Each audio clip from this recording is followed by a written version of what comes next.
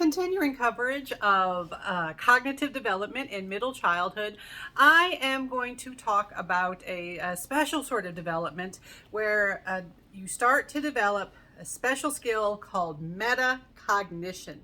If you know the root meta means above. Cognition has to do with thinking, thought process, memory. So above thinking somehow. Some people talk about metacognition as thinking about thinking or understanding and regulating your own thinking. So this could include things like understanding what helps you learn. When you start to develop learning strategies and tricks and things like that, you're using your metacognition. Another related concept, sort of subsumed within metacognition, is meta memory. That's understanding your own memory and your own memory processes and the shortcomings of your own memory skills. So think about your own life. Maybe you had a time where you were studying and you looked at something and you said, I'm going to remember that.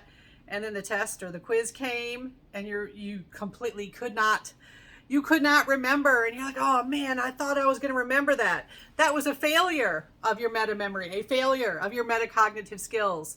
And sometimes I will see that sometimes students will struggle in a class, not because they're not bright or the material's too confusing for them. Sometimes they will struggle because they struggle with study skills and metacognition. They will not realize how long they have to study, how much they have to review, how often they have to go back and look at things again once they looked at them the first time.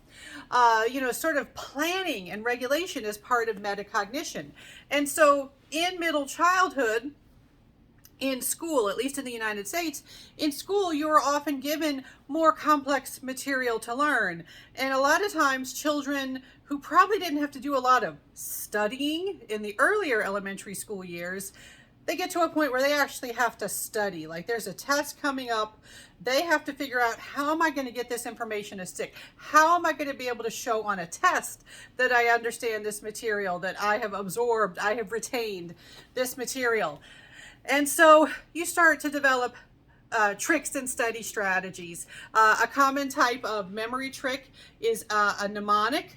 You think of little tricks like you can, if you have to memorize a bunch of things, you can try to associate the first letter of those things with easy to remember words. In a recent video, I was trying to remember the animal organization like kingdom, phyla, and what I was trying to remember is the mnemonic. King Philip came over for great spaghetti. Kingdom, phyla, order, I forgot class, order, family. Yeah, so you go through, and that can help you remember them. Or from remembering the colors of the rainbow, Roy G. Biv, red, orange, yellow, green, blue, indigo, violet. Forgot one for a second there. I mean, we all have examples of this. The one for remembering the planets had to change when we changed Pluto's status. But in my day, we were told my very educated mother just served us 9 pizzas, and then Pluto was taken away, so they had to mix around, so switch up the mnemonics. Also, from introductory psychology, most people are coming here to these topics. They've often taken an introductory psychology class or some other class where they're introduced to the Big 5 theory of personality. So you might have learned openness, conscientiousness, extroversion, agreeableness, and neuroticism. And a lot of times they tell you can remember that by thinking ocean, O for openness, etc.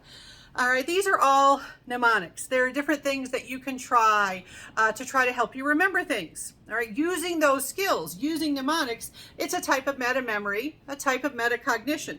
All right, so one of the things that happens in middle childhood is gaining in metacognition and meta memory, which helps you learn more because you recognize what it takes for you to learn and retain things.